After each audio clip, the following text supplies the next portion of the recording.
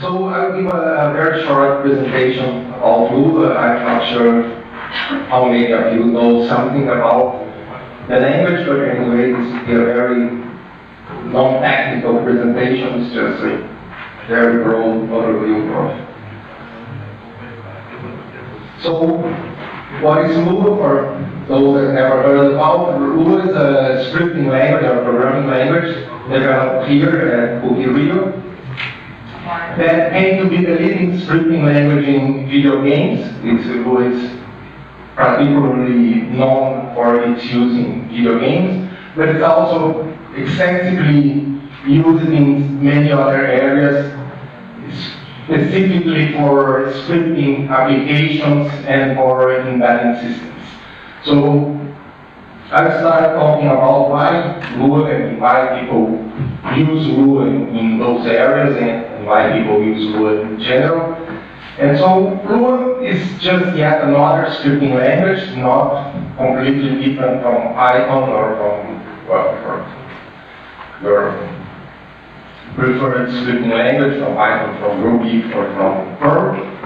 But it has very specific goals that put it in a quite different box from those other languages. And in particular, Lua emphasizes scripting, I'll talk about that. Lua emphasizes portability. It emphasizes the smallness, I mean, the small is beautiful. It emphasizes simplicity and performance. So I'll talk a little about each of these aspects of Lua. The first point is scripting. That it's sometimes it's a pity that this name kind of got people now use scripting languages almost as the same as dynamic languages, not exactly the same, but it's very common now people talk about scripting languages losing the original meaning of the word that came from shell languages and that kind of language that usually you develop an application with two different languages. You have a system language that you use to build the hard parts of your application, like the data structures, the heavy algorithms, and things like that. And the scripting language is used to glue together those parts. So this is the origin of this word scripting is that it exactly kind of coordinates the application in a level different from the system language that does the hard part of the application. And Lua, as I said, is a language that since the beginning it was written to be a scripting language. So for instance, Lua is implemented as a library. The whole, what people use as a standalone application in Lua is just a small client of this library. The whole idea of Lua is that it has a very clear API. The language is developed around this idea of having an API to a different language. And I show very little about that, but in particular exception handling, but very mechanisms in the language like exception handling, object facilities, iterators, even coroutines, all of them are designed to work smoothly through the API with a different language. I will use exception handling as an illustration. But the point here is that the whole language since the start was developed with this kind of mindset that the language should iterate smoothly with different languages. Another very important point in the design of Lua is that the API and the language itself is good both for what people call extending and what people call embedding. These are usually these are words from the Python code. They use The extending mostly means that you have the application, the main loop of the application in the scripting language, and you have a lot of libraries written in the system language. So you build libraries and use your scripting language to write the main program using these libraries. But there is this other approach called embedding, where the main program is written in the system language. You have a standard program, and you have hooks or some small things that you want to change, and then the main program wants to call the scripting language to do some tasks. And Lua is very good for that kind of use too. I mean, it's not only for extending, but it's also very good for embedding. And as a proof of concept, there are a lot of applications using Lua embedded or in programs written in very different languages, including what people call scripting languages. For instance, we know of several Python programs that use Lua to script the Python program, or Perl programs that use Lua to script the Perl program, exactly because of this emphasis on real scripting, of this idea of giving the user the possibility to configure the application, to add small parts, to change things, etc. So this is one of the main selling points of Lua. Here is a small example. For instance, how is exception handling in Lua? In most languages, exception handling is done like a try-catch block. It's very conventional. A lot of languages use that thing. In Lua, we don't use that. We have a very different approach. Exception handling in Lua is done with two functions. We have one function that is called pick call, from protected call, and what this function does is that it calls the function you gives it as an argument in a way that any error that occurs inside that call is captured by the pick call function, and it's not propagated, but instead the pick call returns a flag, and whether everything runs without errors or with errors, and in case of errors, it returns an error object. And to throw the exception, we just call another function called error. So error is a function that immediately terminates the execution of the call and returns to here. So it's not very different from try-catch. This is how we would write that code in Lua. We just create an anonymous function with the block inside the try, and then we check whether there was an error there, and in case, positive case, we run the exception code. But the main difference is because we use functions, pick call, and error, it's very, very easy to pass this through the API with other languages. So for instance, it's very easy to have C code that calls Lua code in protected mode, and Lua raises an error, the error is handled in C, or you can have Lua code that calls C code, and C calls this error function, and the error is handled in Lua. It's very easy to mix the languages without, and there is no problem of how I'm going to try catch in different, to catch an exception in one language that was raised in a different language. With this approach of functions, it's very easy to do this integration.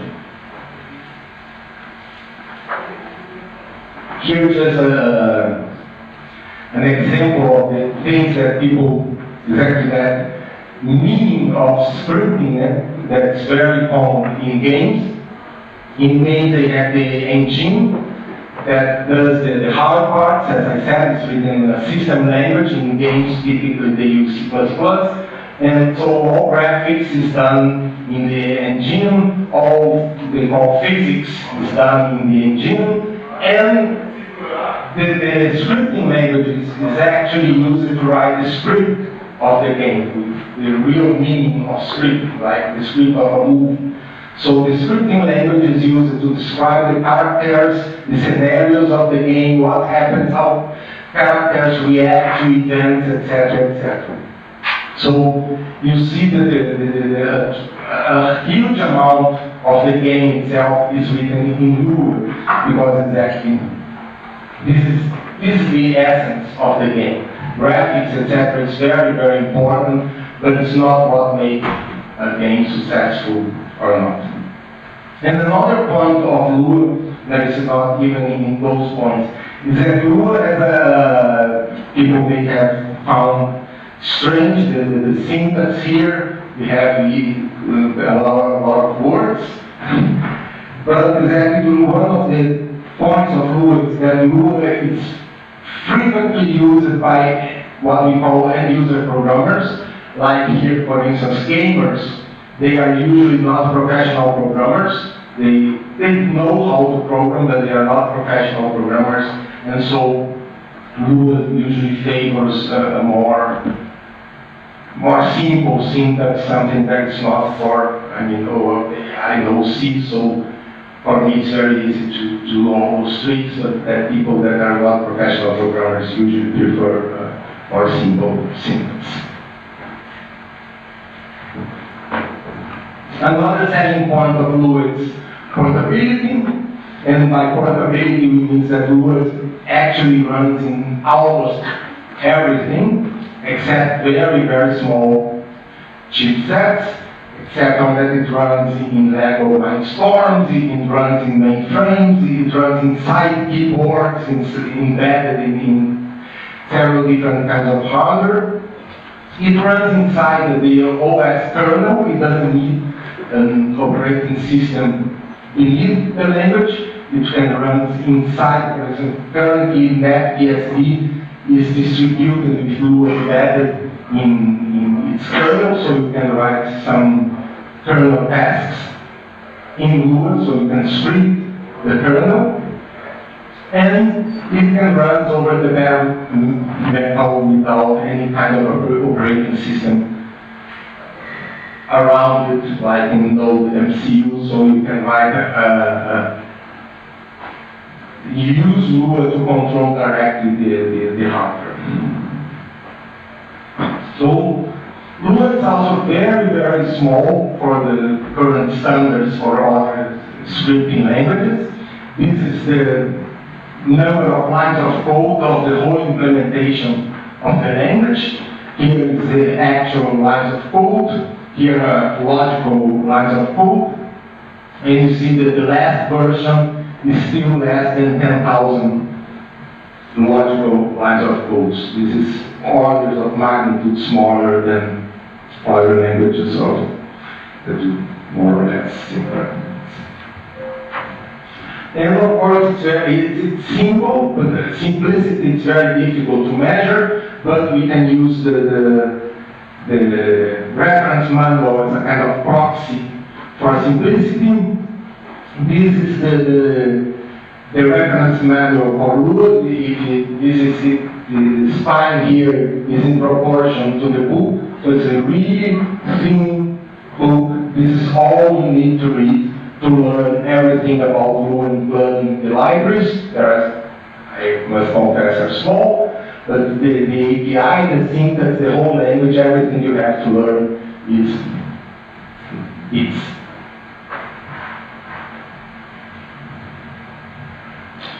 And in performance, several benchmarks show Lua as one of the fastest languages when compared to other scripting languages. Lua has Lua JIT, that's also very famous. It's one of the fastest JIT, just-in-time compilers around. And we got that with a mix of simplicity of the language and some new implementation techniques. But the fact of the language being much simpler than other languages greatly contributes for efficient implementation. And so let's just have a quick look at some application uses of LUA. As I said, it has a strong niche in embedded systems. It's also frequently used for scripting applications, and it has a very strong niche in games. So embedded systems here is just a short list of some companies that use LUA. So as I said, we have LUA running inside browsers for Cisco, inside TVs, inside keyboards, inside car panels, printers, set-top boxes, and etc. etc. That's because the language is small, because it's portable, and because of that idea of why people use LUA in embedded systems. One of the main reasons is exactly that. Because of this idea of scripting, that you have two different languages, people using LUA to run on this hardware, they cannot do damage to the hardware. I mean, if you program this hardware in C, it's very common, for instance, if you put the wrong instruction to a gate or anything like that, if you put the wrong instructions to some servers, etc., you can actually destroy your hardware. And if you have a different layer in LUA, for instance, then you can avoid the programmer to damage the hardware. And again, this kind of appliances are not typically programmed by professional programmers. Usually are people that know about the domain, but they are not professional programmers. So it's good for them to have a high-level language that protects them from bad mistakes.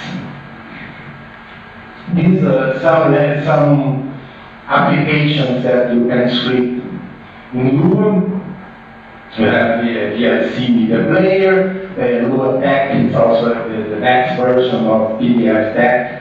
You have LUA embedded, so instead of using Tech to write macros, you can write macros in LUA. And Sloth, Wireshark, and Map are three very famous programs in the area of security. And there's other programs here. Storage is quite famous too, that use LUA for scripting. As a Adobe Lightroom, a lot of people don't know that more than half of this application is written in LUA. Again, with this idea that all parts of hard parts written in C++, but the application itself using those parts are written in LUA on top. Wikipedia, also you can script Wikipedia pages using LUA. For instance, there is a script if you want to draw on pages about chess. If you want to draw a chessboard, you can put that in your page and then call a LUA script that creates the image based on this description. It's a standard chess description for words. And games, of course, as I said, is the main one of the areas that LUA is most famous. A lot of games use LUA. And why games use LUA? Because of performance, because of this easiness to integrate with the games, because of the idea of embedding. For games, for instance, it's very, very common that the application, the main loop is in C++, you have the frame to keep the frame rate, and for each frame, it calls LUA to do some text to update the characters, to update what's going on the game, but the control is with the system language, not with the scripting language. And also because it's portable, of course, we can run these games in very different hardware, in consoles and in oops.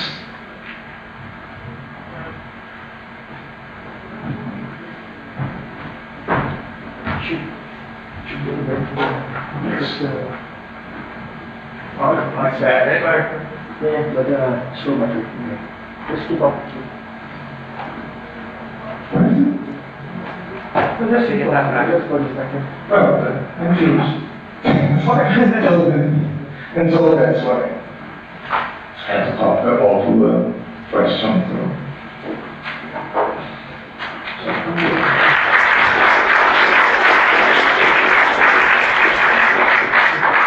Questions?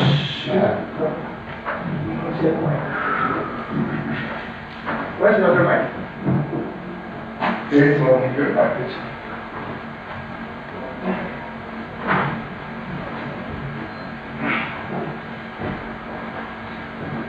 Hello, my name is Felix Sanchez. I can see that there's a huge number of proprietary software used in the world because probably the license allows that. But how does the proprietary developers deal with the readability of the scripts? Is there anything that hides the actual source of the scripts, or are the scripts always visible, even within a proprietary application? We can distribute scripts in compiled form, so it hides, but or it's not cryptographically hidden, but it hides from we can, because internally LUA and several scripting languages precompiles the source to an intermediate representation and then interprets this intermediate representation. And so you can save the intermediate representation and you can use them instead of the original script. So you wrote some kind of bytecode? Yes, yeah. Yes, something like bytecode. Quite similar to bytecodes. After a lot.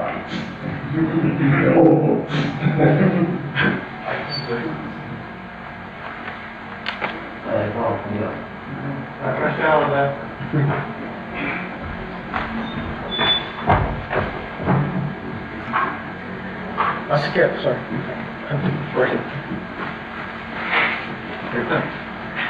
So, I know that there are a lot of uses now, but what was the original intended use when you started working on the language? We started inside the PUC in the university. It was a project with the Brazilian oil company. There was two different projects that need that kind of configuration languages. One was for well profiles to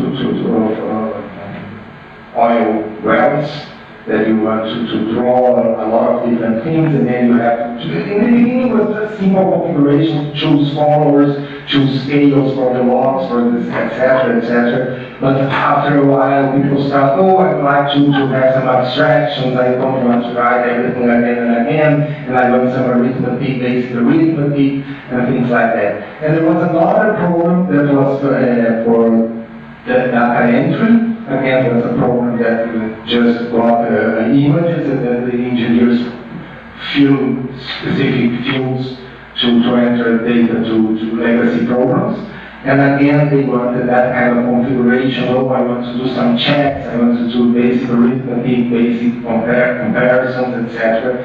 And in the beginning, people were writing a small language for that application, and another group was writing a different language for the other application. And then people realized, oh, I'm not very good at writing languages. Oh, my language is not okay. I have addition, but I don't have parentheses, my expressions are kind of very limited, and we know that it would be good if you have variables and etc. And then you realize it would be good to have a real language with real design. And that's why since the beginning it was a kind of library, because since the beginning it was to be used in two different applications.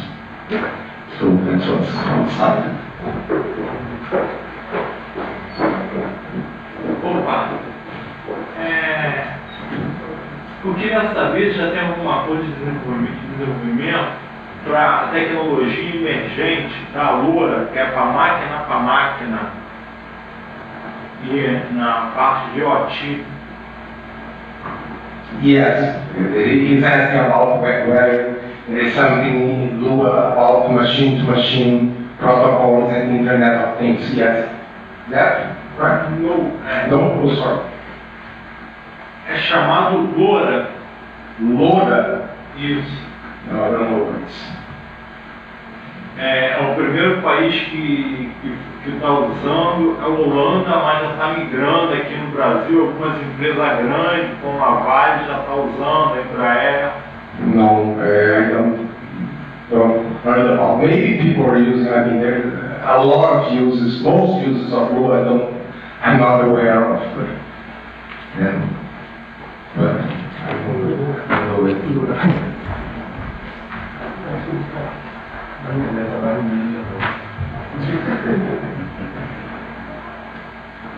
And I'm Taken from the GIM project, and I had one use of LUA a long time ago called GLUAs, which allows you to interactively script image processing filters in GIMP with library on campus.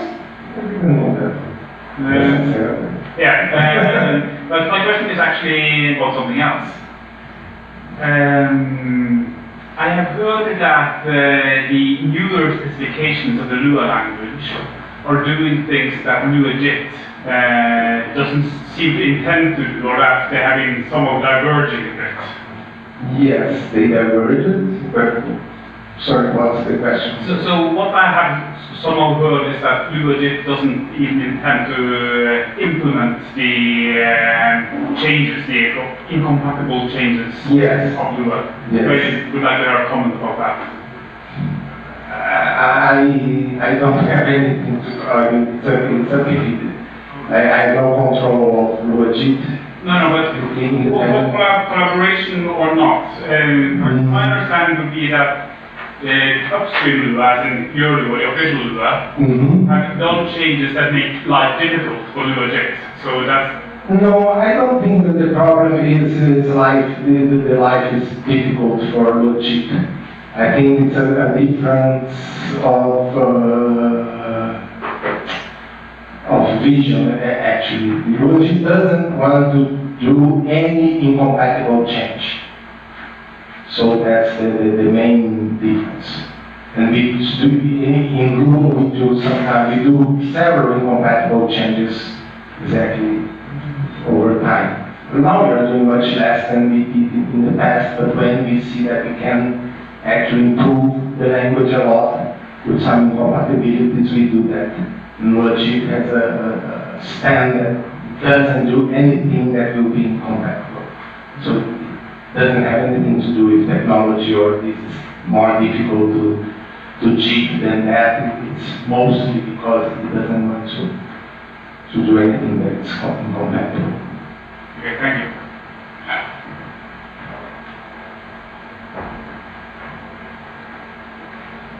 I have the impression that the language is also used in set-top boxes for the Brazilian standard of digital television, right? Yes. And can you tell us a little bit about what kind of usage is done in these set-top boxes? Or is it something that only the TV channels can embed interactivity programs? Or You mean that even when end users can also script this? No.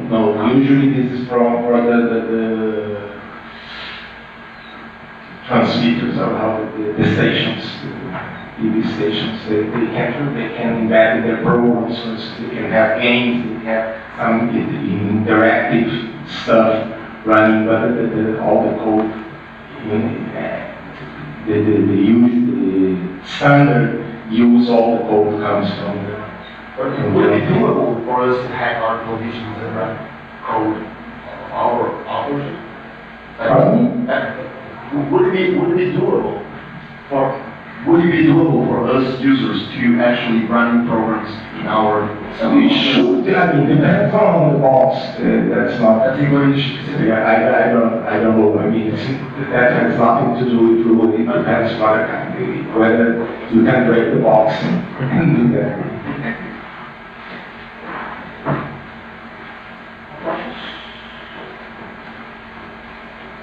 Anyone else?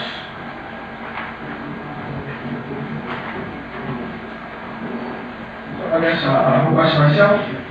Actually, sort of answered, but for example, in Python, some dynamic it's actually mostly possible to have a secure sandbox Like people trying for years, I've seen people who work at that for years and years, suddenly don't like it. Because there are several ways to bring up the sandbox. How is that doing? Tipo, já tá rolando. You mean sandbox written in Lua? Yes. Yes, the EU programming. That's a hard discussion. Depends what you want to be able to do in the sandbox. But I think I proposed a sandbox some time ago for very restricted stuff that nobody breaks until now. So, or that's not approved that people will not break in the future. But you can control a lot of things in Lua itself. For instance, you can have finalizers that detect, and every time memory usage grows. And for instance, so you can set that kind of stuff. So if memory grows a lot, you can stop the script. You have hooks for debugging that you can use to count instructions, and so you can control how much CPU the script uses. All functions are like global variables, so you can remove them from, so you have strict control of what functions the script can call. So it's very easy to remove IO functions and even functions that, even pattern matching functions. If you think you can attack that for denial of service attacks. So I think it's possible to I propose it, Não, tô falando de um ponto. Eu odeio o Windows depois do 7. Eu gosto de Windows, mesmo sendo usando o Ubuntu. Eu gosto de Windows, mas o XP continua sendo feito. Mas por favor. Thank you very much. Thank you.